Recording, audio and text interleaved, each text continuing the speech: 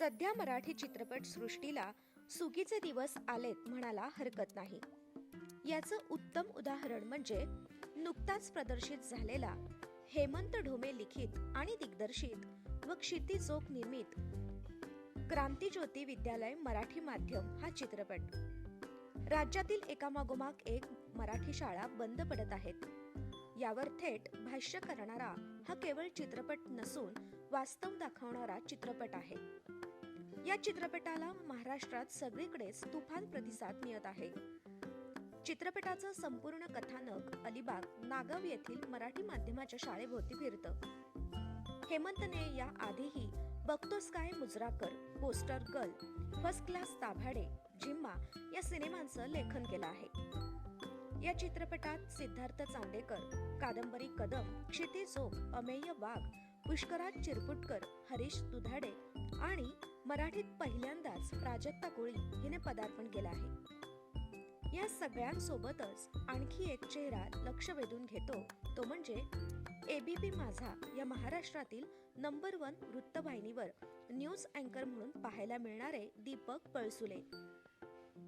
ABP माझाचे Deepak Palsule news अँकर म्हणून या चित्रपटाच्या निमित्ताने प्रेक्षकांसमोर येत आहेत. चित्रपटात त्यांची छोटीशी पण खूप महत्त्वपूर्ण भूमिका आहे.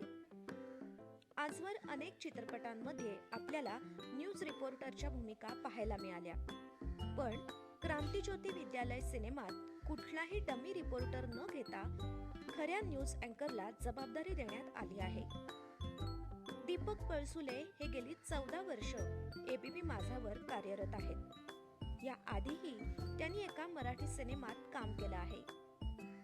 न्यूज अँकरिंग व्यतिरिक्त ते अनेक छोट्या मोठ्या कार्यक्रमांचे सूत्रसंचालन देखील करत असतात.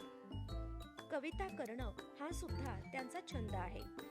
तसंच ते सोशल मीडियावर कोणत्याही विषयावर आपलं ठामपणे मत मांडताना पाहायला मिळतं. त्यांच्याविषयी अजून एक खास गोष्ट म्हणजे त्यांच्या दोन्ही गालांवर पडणाऱ्या खळ्या. यामुळे सुद्धा त्यांचा चाहता वर्ग खूप मोठा आहे. भविष्यात देखील अशीच एखादी अर्थपूर्ण भूमिका करायला मिळाली तर ती मला करायला आवडेल असं देखील ते म्हणाले. तुम्ही हा चित्रपट पाहिलात का? कमेंट करून नक्की सांगा. व्हिडिओला लाईक करा, शेअर करा आणि अर्थात सेलिब्रिटी कट्टाला सबस्क्राईब करायला विसरू नका.